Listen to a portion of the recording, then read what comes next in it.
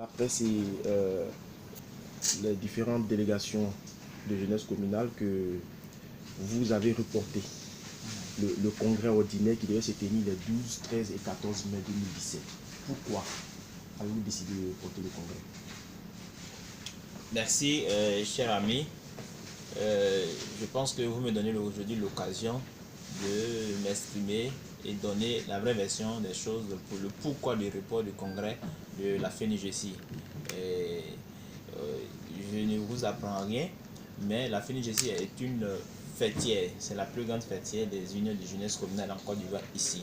Et donc toute organisation aussi est forcément basée sur des statuts et des règlements intérieurs. Et donc pour cela, c'est le bureau exécutif effectivement qui a décidé d'aller en congrès ordinaire. Et donc pour cela, il était question déjà de mettre sur place des organes qui allaient faciliter l'organisation réelle même de ce congrès-là. Et donc pour cela, il y a eu une nomination d'un président du comité d'organisation et une nomination aussi bien sûr d'un secrétaire. On revient. Il était question de nomination d'un président du comité d'organisation et aussi nomination d'un président du comité électoral. Voilà. Et donc, ces deux commissions étant déjà en place et qu'ils avaient en charge réellement d'organiser de façon technique et pratique le congrès de la FENIGESI. Et donc,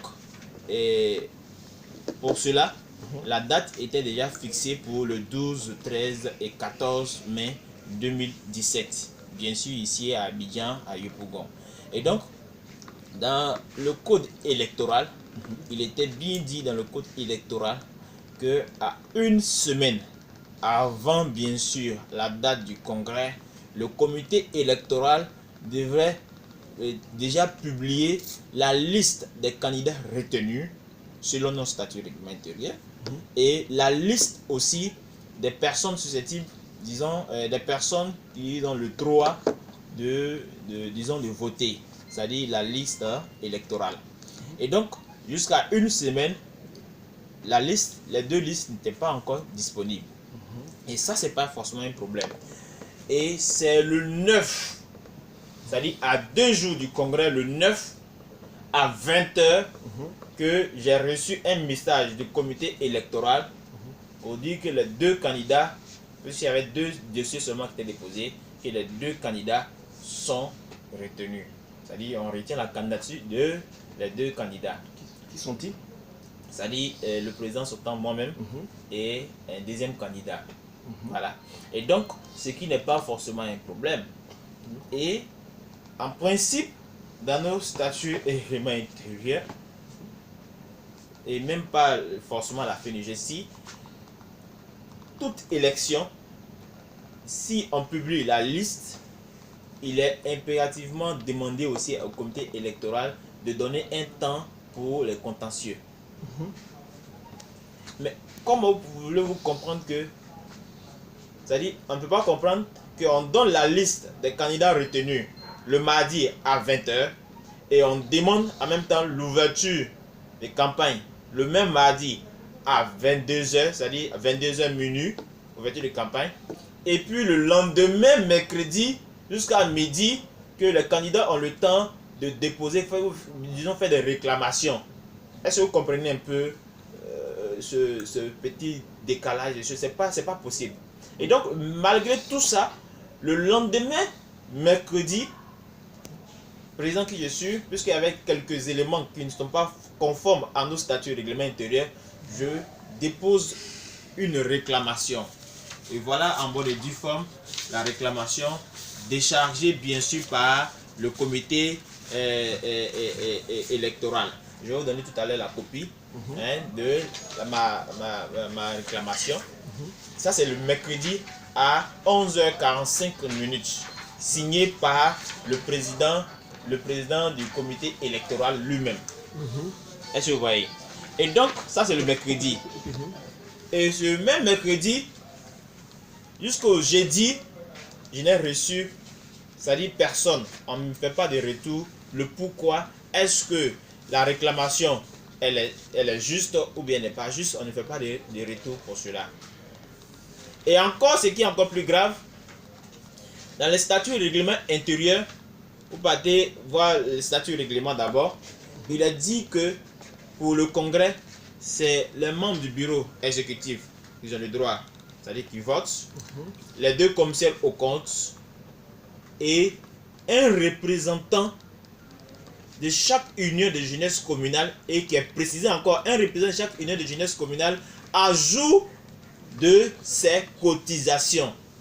Mais le comité électoral ne peut pas nous dire que toutes les communes ont le droit de vote. Que toutes les communes ont le droit de vote, sauf les communes qui sont sous sanction. Et malgré, même si c'est effectivement ça, les communes qui sont sous sanction, quelles sont ces communes-là qui sont sous sanction? Parce qu'on va à une élection. Dans une élection, la liste, on doit connaître la liste de façon claire. Parce que quand tu es candidat, tu dois mener des campagnes, faire, en tout cas, proposer ton programme. Tu proposes ton programme effectivement à des personnes qui, c'est sûr que ces personnes vont voter. Mais si on nous dit que toutes les communes, sauf les communes qui sont sous sanction, on ne connaît même pas le nom de ces communes qui sont sous sanction jusqu'à l'heure où je vous parle.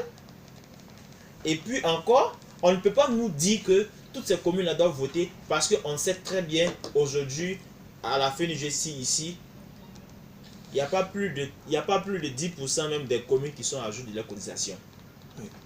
Il n'y en a pas. C'est clair, la trésorerie est là. Donc, on doit respecter nos statuts et règlements intérieurs. Et donc, vu beaucoup d'anomalies, et en même temps aussi au niveau organisationnel, le comité d'organisation a tenu une réunion le mardi, le mercredi 10. Le comité d'organisation a tenu une réunion le mercredi 10, présidé par le président même du comité d'organisation, où ensemble, il y a le PV aussi effectivement là, le PV est là, et la liste aussi des personnes qui étaient à cette réunion est disponible aussi, où lui-même demande aux autres membres de balancer un message, de demander au président de rester sur place, parce que sur le plan organisationnel, c'est sûr qu'on ne peut pas organiser ces élections parce que les moyens n'étaient pas disponibles, en tout cas beaucoup de choses. Et à ma grande surprise, on voit aussi que le lendemain, lui encore, c'est-à-dire avec d'autres personnes qui ne sont pas dans le comité d'organisation, qui demandent aux différents présidents de venir, malgré qu'eux-mêmes ils ont décidé à une réunion qu'ils allaient reporter ce congrès. Est-ce que vous comprenez? Et donc, c'est pour cela que moi-même, le 11, j'ai adressé un courrier en bonne et due forme au ministère de la promotion de la jeunesse, de l'emploi des jeunes et des services civiques. Et j'ai énuméré tout ce qui est problème fondamental, c'est-à-dire vis-à-vis de nos statuts et règlements intérieurs, et demander purement et simplement, voilà ce courrier. C'est moi qui ai effectivement demandé le report du congrès, et j'ai cité les éléments qui sont clairs là-dessus. Voilà, j'ai cité les éléments qui sont clairs là-dessus. Est-ce que vous voyez? Et donc, j'ai signifié que sur le plan technique, c'était pas possible d'organiser ce congrès. Sur le plan organisationnel aussi, c'était pas possible aussi d'organiser ce congrès. Mais si on voulait simplement aller aussi à ce congrès, c'est sûr qu'il allait forcément avoir bon, malheureusement, c'est pas l'objectif recherché, mais un congrès est organisé pour se mettre ensemble, réfléchir sur l'avenir d'une organisation. Mais un congrès n'est pas organisé à aller s'entre-déchirer, puisqu'on sait très bien que l'atmosphère aujourd'hui de la Côte d'Ivoire, avec tout ce qu'on sait, c'était pas intéressant qu'entre jeunes encore, on puisse aller s'entre-déchirer à cause de je ne sais quoi. Et donc, le ministère aussi, après avoir analysé les éléments que nous avons donnés sur le plan technique, vu qu'effectivement, on ne peut pas organiser un congrès avec vraiment avec tous ces détails qui étaient contraires à nos statuts et règlements intérieurs. Et donc, ils ont demandé purement et simplement de reporter ce congrès à une date ultérieure. Voilà. Et maintenant, vos détracteurs, que vous reprochent-ils? Puisque c'est quand même clair, tout ce que vous venez d'énumérer, vous reproche quoi? Oui, vous le savez très bien, entre jeunes ici aujourd'hui, ils se disent quoi? Voilà, le président, le président Sylla Suleiman veut toujours rester au pouvoir parce que le président voulait qu'on annule la candidature de l'autre et parce que le président ils disent beaucoup de choses parce que le président n'est pas soutenu par les ministères et donc il faut changer le président. Ils disent beaucoup de choses. C'est que moi je veux. C'est des critiques fondées. Pardon? C'est fondé ces critiques-là. C'est pas des critiques fondées. Si c'était fondé, ils allaient forcément nous donner des preuves. Oui. Voilà. C'est pas des critiques fondées. C'est l'occasion en même temps de demander à ces présidents-là, ou soit à ces personnes-là, de donner des preuves claires sur les éléments qu'ils avancent. Moi, ce que je veux dire est que le président demande, peut-être quand on va à une élection, on trouve les moyens nécessaires pour gagner, n'est-ce pas? Mais il est important pour chaque organisation, que ce soit la FENIGESI, n'importe quelle organisation, de respecter les statuts et règlements. Et même si le président lui-même ne respectait pas les conditions, il était important pour le comité, comment on appelle ça, le comité électoral de signifier cela. Je comprends. Donc, mais c'est moi qui ai fait, c'est moi qui ai déposé effectivement une réclamation. Si l'autre candidat effectivement savait que le président n'était pas aussi à jour, soit avec des éléments, il était aussi libre de déposer une réclamation. Je comprends. Voilà. Et donc, mais les éléments sont tellement clairs qu'on ne peut pas aujourd'hui dire que le président voulait que l'autre candidat ne mette pas la candidature de l'autre. Je pense que c'est des allégations. Je vois, c'est des allégations. Et moi, je ne veux pas rentrer dans ces détails-là. Je parle plutôt sur le plan technique de l'organisation du congrès. Voilà. Ici, il était clair que on nous disait, voilà, les communes qui sont sur la liste, voilà les communes qui ne sont pas sous sanction. Voilà les communes qui ne sont pas sous sanction. Voilà les communes qui doivent quand même voter parce qu'ils sont à jour de leur cotisation. Et voilà, on dit, bon, les campagnes sont lancées. Et après réclamation, et on pense qu'on a étudié le dossier, on doit rejeter le dossier. Mais attends, c'est pas le jour J.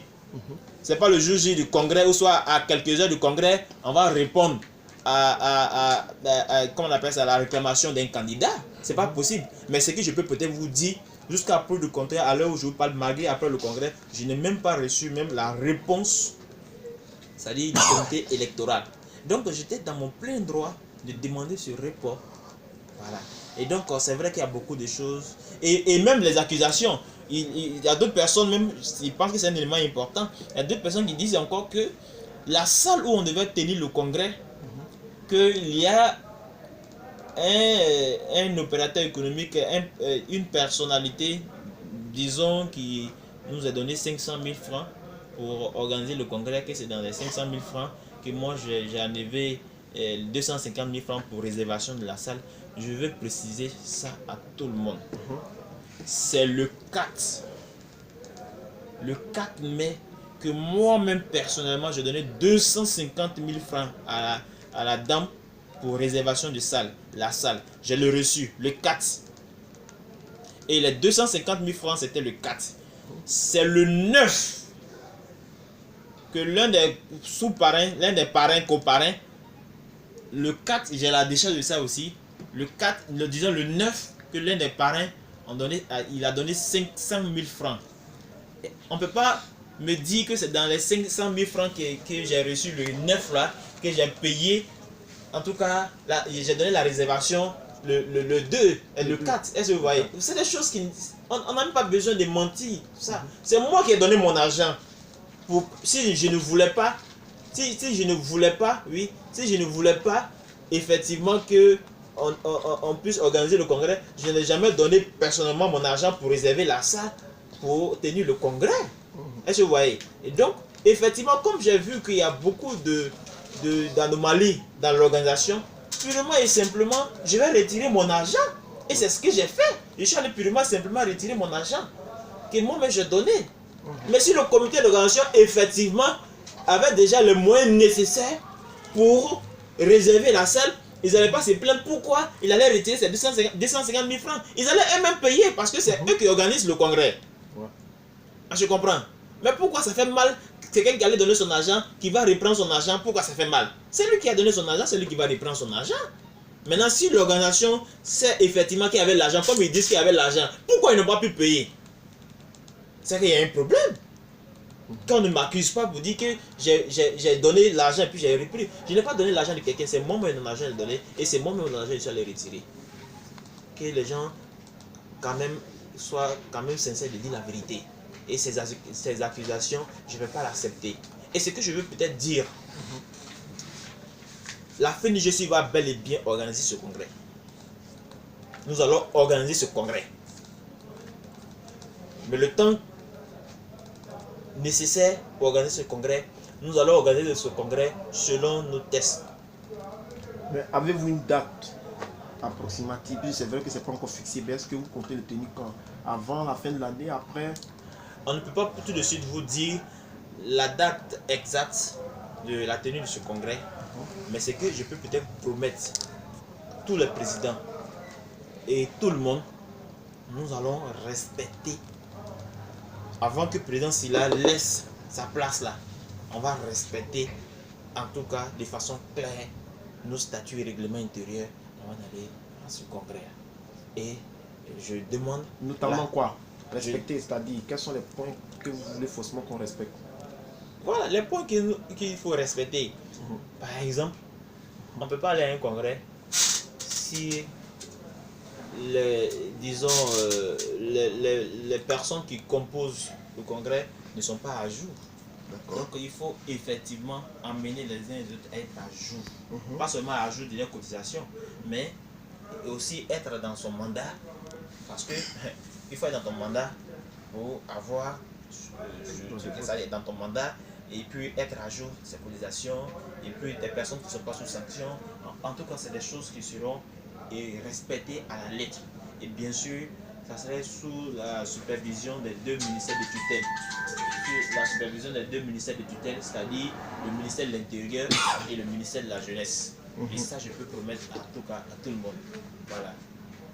D'accord, donc on va terminer les dispositions pratiques du 4e congrès, comme je viens de le dire. Est-ce que vous avez un dernier mot à dire à l'ensemble des présidents, à l'ensemble des membres de la FENIGESI pour que il reste serein avant, bien entendu, l'ouverture du congrès ordinaire, le 4e congrès?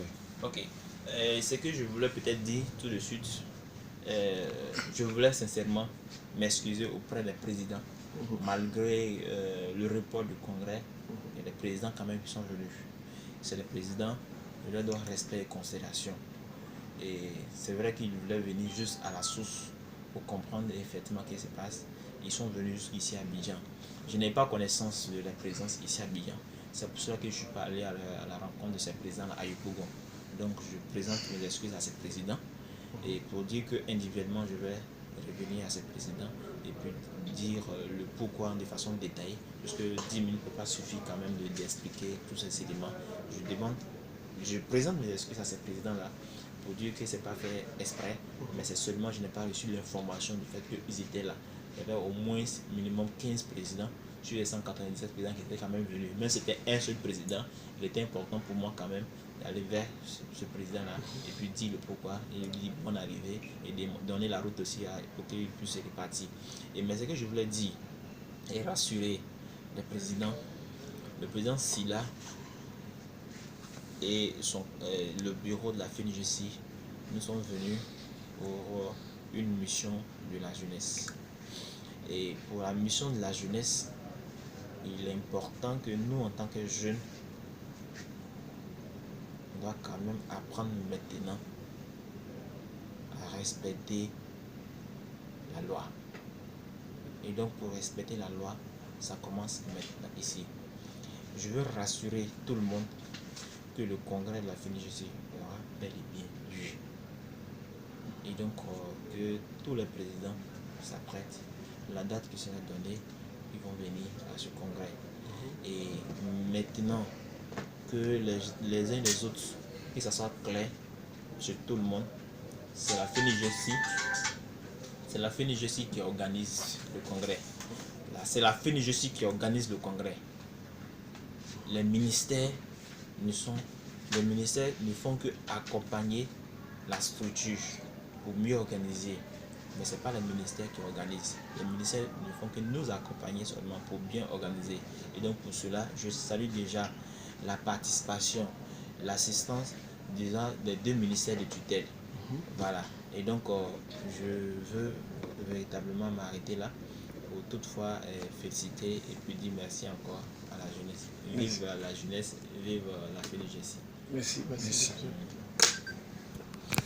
20 minutes.